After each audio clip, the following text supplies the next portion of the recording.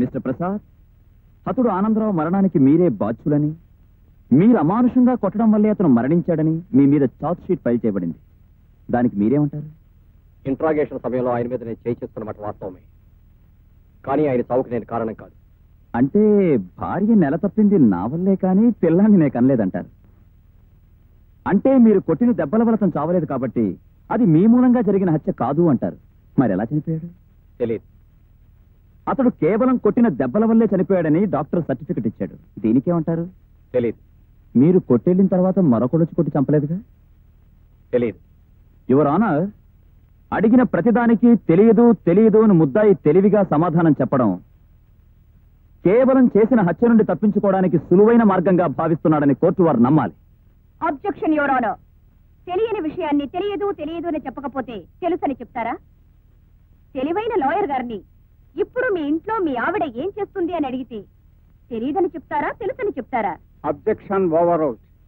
Thank you your honour. Mister Prasad, అతడు ఆనందరావు మిమ్మల్ని కలుసుకున్నది మొదలు హత్య జరిగే వరకు. Objection your honour.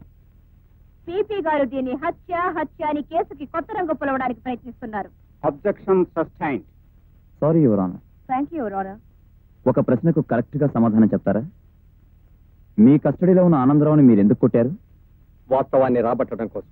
There you are your honour. విన్నారుగా, వాస్తవాన్ని రాబట్టడానికి చట్టాన్ని తన చేతుల్లోకి తీసుకున్నారు ఏసీపీ ప్రసాద్ గారు. వాస్తవాన్ని రాబట్టడానికి కోర్టులుండగా చట్టాలుండగా ఒక పోలీస్ ఆఫీసర్ అలాంటి ప్రయత్నం చేయడం అన్నది కావాలని చేయడమేనని కోర్టు వారు నమ్మి సాక్షుల్ని ప్రశ్నించడానికి అనుమతించవలసిందిగా కోరుతున్నాను. ఆ రోజు మీరు ఏసీపీ ప్రసాద్ గారితో స్టేషన్ లో ఉన్నారు. అవును సార్. అంటే ఆనందరావును కొట్టిన సమయంలో? అవును సార్. మరి మీరెందుకు ఆపలేదు? చచ్చిపోతాడు సార్ అంటే ఇలాంటి వాడు చచ్చిపోయినా దేశానికి వచ్చి నష్టమేమీ లేదన్నారు సార్. ఏసీపీ ప్రసాద్ గారు ఆనందరావును చావబాతుంటే మీరు ఆపే ప్రయత్నం చేయలేదా? చేశాను సార్. సర్కిల్ ఇన్స్పెక్టర్ గారితో పాటు నేను ఆపే ప్రయత్నం చేశాను. అతడు ఆనందరావును ఏసీపీ ప్రసాద్ గారు కొడుతూ ఉంటే నువ్వేం చేస్తున్నావు? నేనేం చేస్తానండి, పెద్ద పెద్ద ఆఫీసులో చూస్తానంటున్నారండి. ఆడితో పాటు నేను చూస్తానంటున్నాను. మరి నువ్వు వద్దని చెప్పలేదా? మనం చెప్తే ఏంటారేటండి? అంటే ఆయన కొట్టిన దెబ్బలకి అతను చచ్చిపోయాడంట. హోమ్ మీద నౌకలు చెల్లిపోయండి, చచ్చిపోయాడు. ఆయన కొట్టి వెళ్ళిపోయిన తర్వాత అతను మీరు చూశారా? అయ్యగారు వెళ్ళిపోయాక చెలుకు లాగేసామండి. పొద్దుటేళ్ళు చూస్తే ముక్కమ్మటే మూతమ్మటే నెత్తురు గారి చచ్చి పడిపోయానండి. అంటే ఏసీపీ గారు కొట్టిన దెబ్బలకు తెల్లవారేసరికి ఆనందరావు సెల్లో చచ్చిపడున్నాడు కదా? Please note this point your honour. Objection your honour. కావాలని ఒక పోలీస్ ఆఫీసర్ ని నేరంలో ఇరికించాలని పీపీ గారు దృఢ సంకల్పంతో ఉన్నట్టున్నారు. ఆనందరావు చనిపోయిన మాట వాస్తవమే, but it's purely an accident. Your honour, అది యాక్సిడెంట్ అయితే కోర్టుకొచ్చే ప్రతి హత్య యాక్సిడెంటే అవుతుంది. ఎవరి మీద కోపం ఉంటే వారి మీద కారెక్కించి యాక్సిడెంట్ రుజువు చేయొచ్చు. Objection over. Thank you your honour.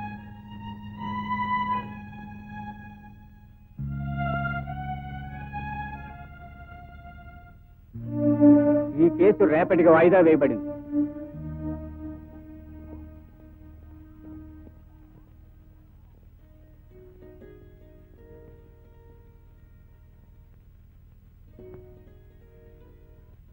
నాకు సహాయం చేయబోయి మీరు ఇబ్బందిలో పడ్డారు.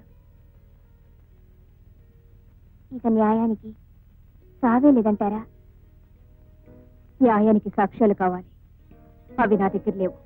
నిజాలున్నాయి కదా, ఇవి నిజాలను చెప్పడానికి కూడా సాక్ష్యాలు కావాలి. నిజం తెలిసినా కూడా కోర్టులో న్యాయం జరగదంటారా? నిజంతో న్యాయాన్ని జయించలేవని ఇప్పుడే నాకు అర్థమైంది.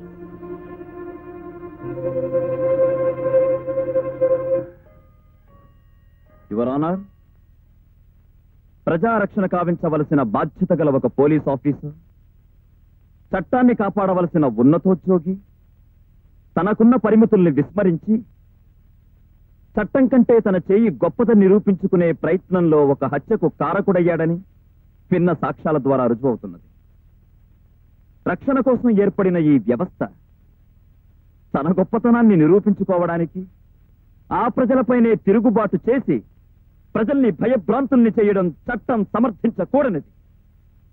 కాబట్టి హత్యకు పాల్పడినందుకు ముద్దాయి ప్రసాద్కి ఐపీసీ 119(302) సెక్షన్ల ప్రకారం కఠినమైన శిక్ష విధించి ప్రజల దృష్టిలో కించపరచబడుతున్న పోలీసు వ్యవస్థను ఉద్ధరించవలసిందిగా కోర్టు వారిని కోరుకుంటున్నాను.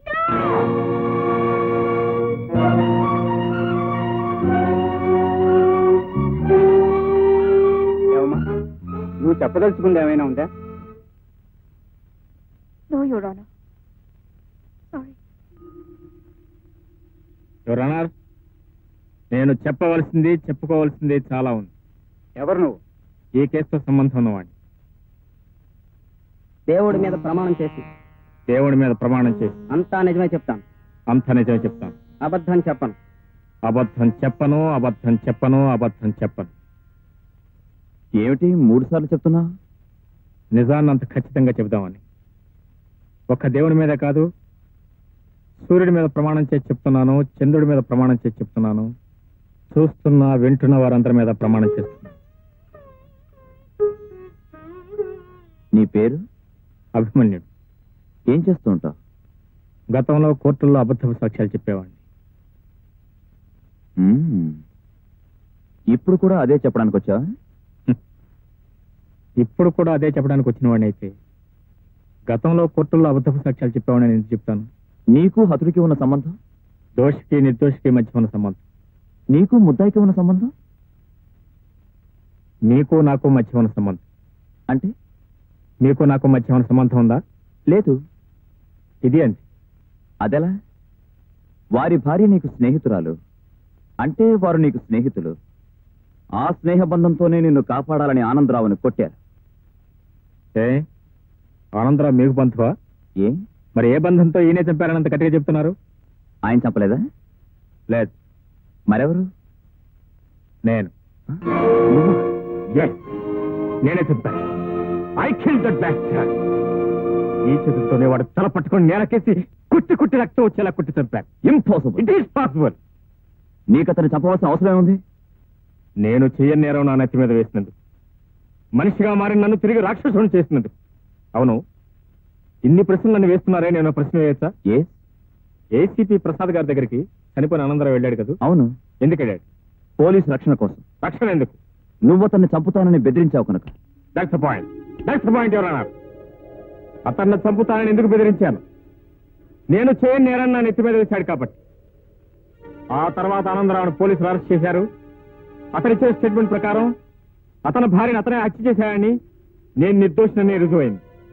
నేను నిర్దోషిని రుజువైన తర్వాత కూడా అతను తప్పకుండా ఎందుకు ఊరుకుంటాను? ఎందుకు ఊరుకుంటాను? నేనే చెప్పాను. అదెలా సాధ్యం? అతనున్న కటకటాల గదిలోకి నువ్వెలా వెళ్ళావు? గోదావరి ఎదగలిగిన వాడిని పిల్లకాలం ఎలా ఇదేమని అడిగినట్టుంది మీ ప్రశ్న. ఎక్కడో సెంట్రల్ జైలు నుంచి నేరస్తులు తప్పించుకొచ్చి హత్యలు జరుపుతూ ఉంటే ఆఫ్టర్ ఆల్ పక్క సెల్లో ఉన్న వాడిని చంపలేను. అతనున్న సెల్కి నేనున్న సెల్కి మధ్యలో కటకటాలు మాత్రమే ఉన్నాయి. ఆ కటకటాల పక్కన అతను కూర్చున్నాడు.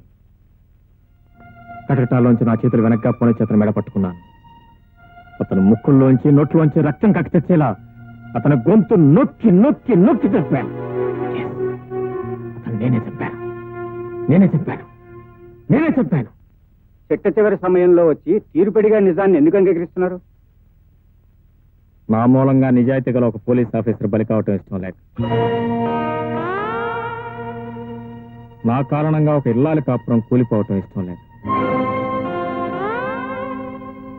నా బ్రతుకు ఒక అబద్ధాల పుట్టగా మిగిలిపోవటం ఇష్టం లేక, దీని మూలంగా ఒక దేవతకి ఇచ్చిన మాట తప్పటం ఇష్టం లేక.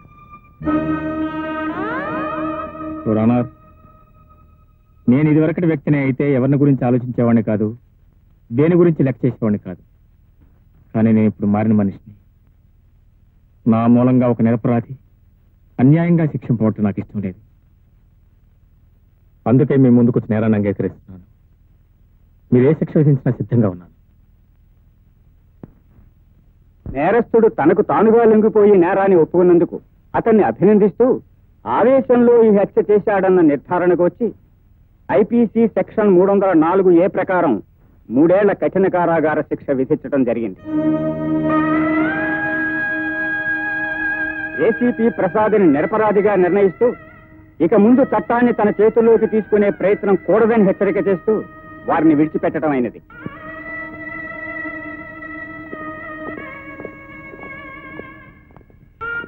అభి, ఎందుకు ఇలా చేశావు?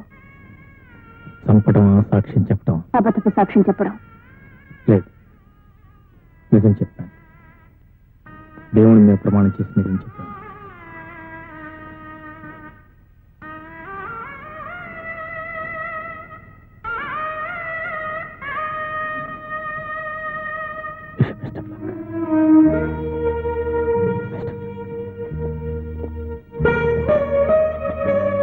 మీరు నేరం చేయకుండానే శిక్ష వేయించుకున్నారు కదా. చూడు కల్పన, గతంలో చేసిన తప్పుకి ఎప్పుడో ఒకప్పుడు ఎక్కడో చోట ఏదో ఒక విధంగా శిక్ష అనుభవించాల్సిందే. అప్పుడు కానీ చేసిన పాపం మాసిపోదు.